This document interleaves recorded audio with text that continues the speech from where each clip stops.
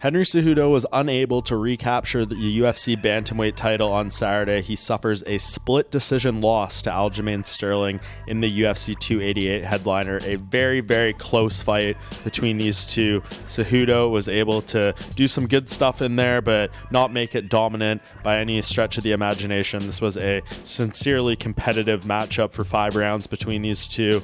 Of course, Cejudo, I don't think you could blame him if he feels he won this fight. I know others believe he won this fight, but 2 of the 3 judges did not agree, and that's ultimately what matters at the end of the day. And a lot of uncertainty around the future of Henry Cejudo at this point. He came to the post-fight press conference and was very honest about where things stand in his life and his career.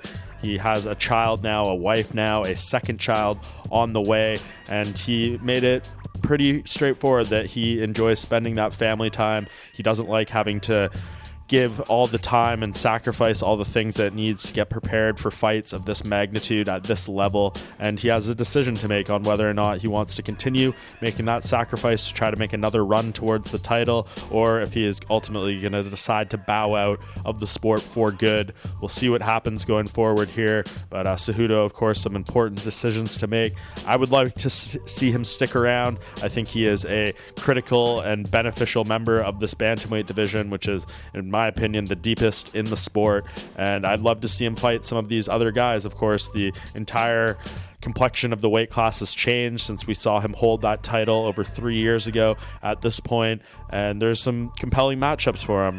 The one I'd like to see might be against Sterling's very good friend and teammate, Merab Dvalishvili. He got proposed that idea at the post-fight press conference, and he seemed warm to it. He liked the storyline idea. Of course, Dvalishvili ranked number 1 in this weight class as far as contenders go. A win for Cejudo over him would be big-time stuff for him, would probably allow him to lay claim to another title shot in this weight class. So I think if he wants to keep fighting, that is the matchup with the most upside for him at this point.